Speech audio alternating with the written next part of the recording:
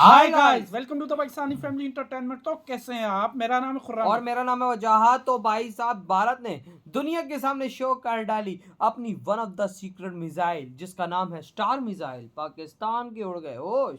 ये star missile कौन सी है अबे यार? भाई साहब, भारत ने बड़ी कौन सीक्रेट। और भारत ने भाई बना के भी रखी हुई थी। वाह यार, ये क्या बात है। लेकिन ये है कितनी खतरनाक है यार यार, स्टार मिसाइल। और है किस काम के लिए? I don't know bro. तो ये फिर तो देखते वॉच हैं जल्दी करेंगे से। बिल्कुल, तभी इसके बारे में हाँ, आइडिया लगेगा। जल्दी तो से जल्दी देखते से हैं। बिल्कुल वॉच कर लेते हैं। वॉच करने के बाद वाह, स्टार मिसाइल। वही ना, खड़ा करते हैं स्टार्ट।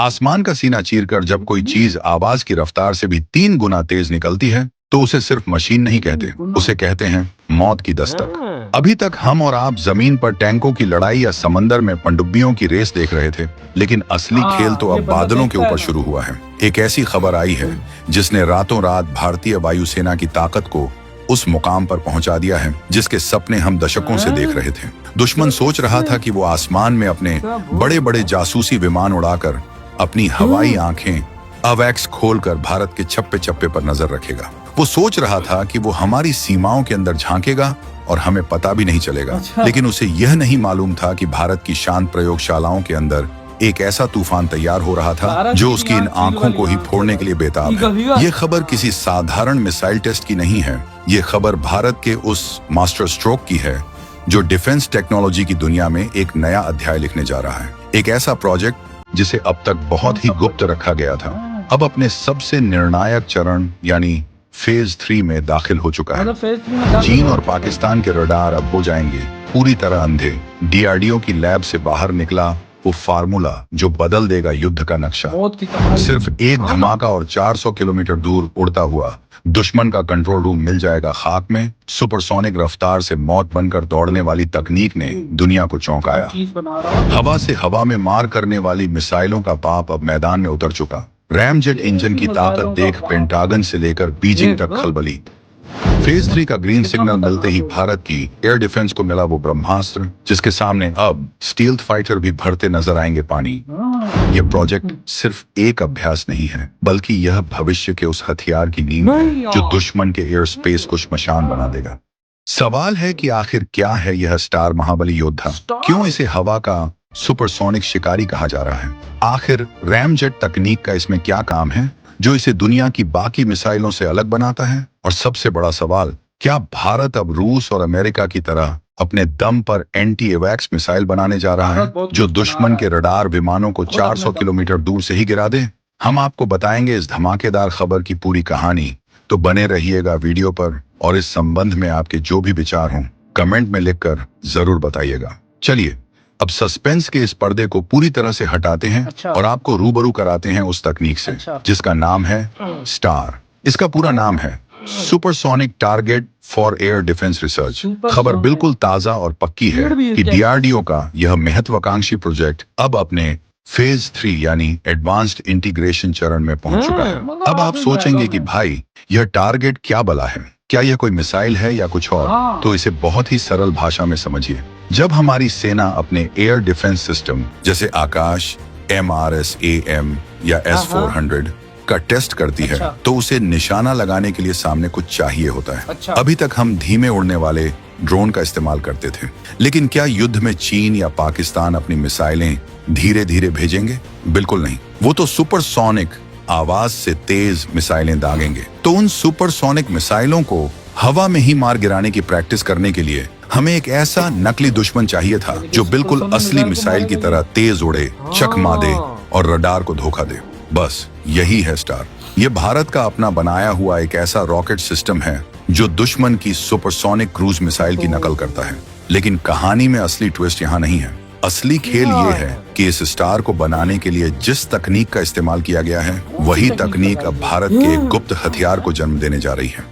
खबर यह है कि डीआरडीओ इसी स्टार मिसाइल के प्लेटफॉर्म का इस्तेमाल करके एक लंबी दूरी की एंटी एवैक्स मिसाइल बनाने के प्रस्ताव पर गंभीरता से विचार कर रहा है। फेज 3 में जाने का मतलब है कि अब इसके अंदर liquid fuel ramjet LFRJ engine को फिट किया जा रहा है। यह वही इंजन है जो इसे इतनी भयानक रफ्तार और लंबी दूरी देता है। मतलब साफ है, हम दुनिया को दिखा रहे हैं कि हम टारगेट बना रहे हैं, लेकिन असल में हम उस तकनीक को परख रहे हैं जो कल को दुश्मन के सबसे महंगे और कीमती जासूसी विमानों का काल बनेगी। ये एक तीर से दो निशाने हैं। हमारी एयर डिफेंस की ट्रेनिंग भी वर्ल्ड क्लास होगी और हमारे पास एक नया घातक हथियार भी तैयार हो जाएगा।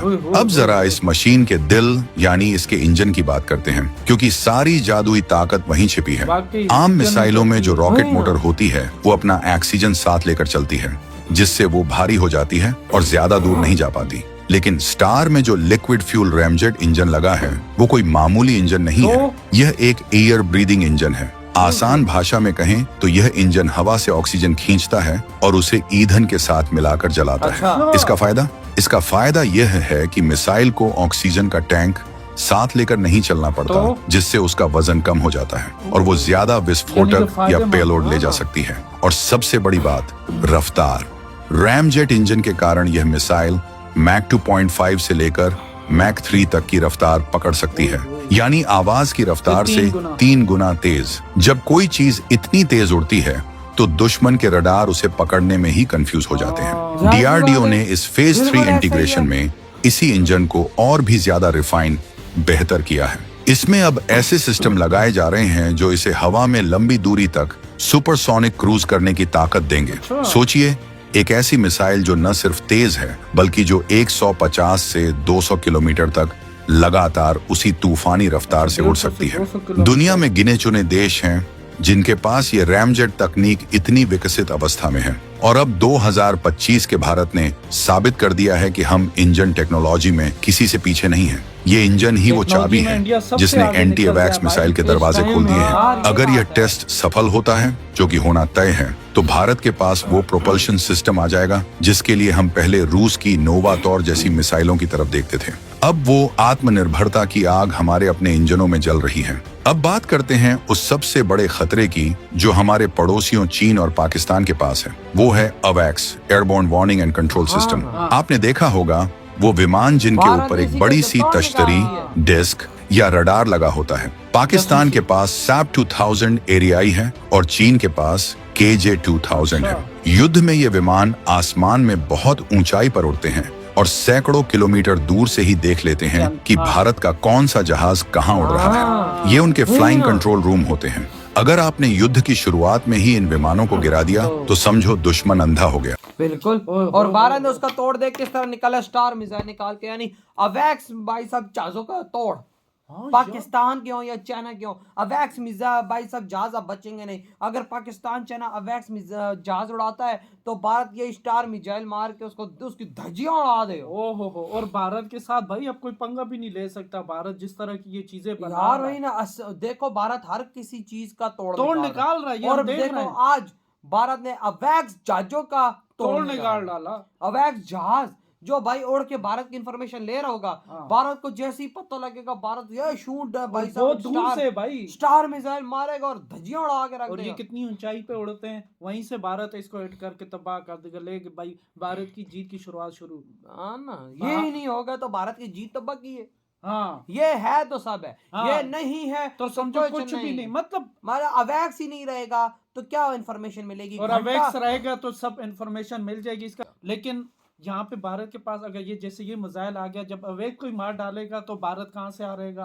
भारत तो वैसे भी अगले की अंदर जाकर फटेगा। जिस तरह के देख टैंक्स को तोड़ निकाल दिया, अपने टैंक्स बचाने के लिए कवच लगा लिया, अभी अवैक्स जहाज का तोड़ निकाल लिया। सही कहा। आपके क्या थॉट है इस बारे में? इधर ही बड़ा दम कर दे तो बाय।